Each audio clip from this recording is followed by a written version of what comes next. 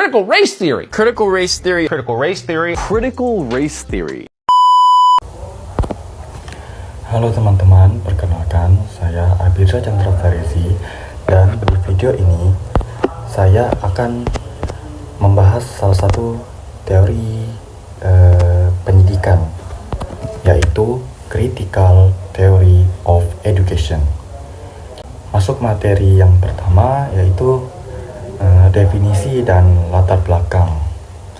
Jadi, Critical Theory of Education berakar dari pemikiran mazhab Frankfurt, yaitu kelompok pemikir kritis seperti Max Horkheimer, Theodor Adorno, Herbert Marcuse, dan di ranah pendidikan yang kita kenal, Paulo Freire. Sederhananya, teori ini berangkat dari kritik bahwa pendidikan itu tidak netral. Artinya, pendidikan bisa jadi alat pembebasan, tapi bisa juga jadi alat penindasan. Para tokoh ini memiliki melihat bahwa sekolah tidak hanya mengajarkan matematika atau bahasa, tetapi juga menyampaikan nilai-nilai sosial tertentu, membentuk cara berpikir, dan bahkan bisa mempertahankan ketidaksetaraan kalau tidak dikritisi. Masuk ke yang kedua, yaitu konsep inti. Dalam teori ini ada beberapa konsep inti yang sangat penting. Yang pertama, kesadaran kritis atau critical consequence adalah kemampuan untuk membaca realitas sosial secara mendalam. Kita tidak hanya melihat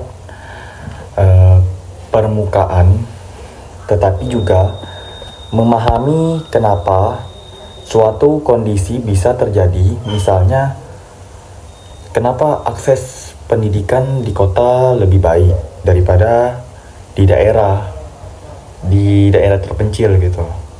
Itu bukan sekedar nasib, tapi ada faktor sosial, ekonomi, dan kebijakan yang berperan.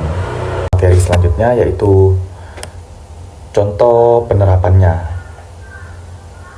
Jadi yang pertama tuh diskusi isu sosial.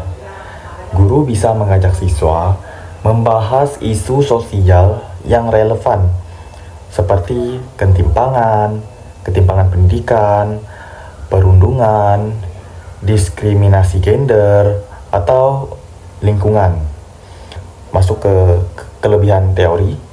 Yang pertama tuh mendorong berpikir kritis tingkat tinggi. Siswa tidak hanya belajar, tetapi dilatih menganalisis, mengevaluasi, bahkan mempertanyakan sesuatu. Ini penting banget di era digital yang penuh informasi ini. Kita masuk ke materi dari kelemahan dari teori ini. Membutuhkan guru yang kompeten. Guru harus pandai memandu diskusi dan menjaga supaya kelas tetap sehat, tidak melebar menjadi debat tidak produktif gitu. Selanjutnya yang ke-6 nih, strategi penerapan efektif. Jadi yaitu menciptakan ruang aman atau safe space. Siswa perlu merasa aman untuk bicara tanpa takut disalahkan. Insight pribadi. Jadi menurut saya teori ini sangat cocok diterapkan di era sekarang. Kita tidak bisa lagi hanya menghafal teori atau rumus, tetapi harus punya kemampuan untuk memahami realitas sosial yang kompleks. Jadi oke teman-teman, itu tadi pembahasan tentang critical theory of education.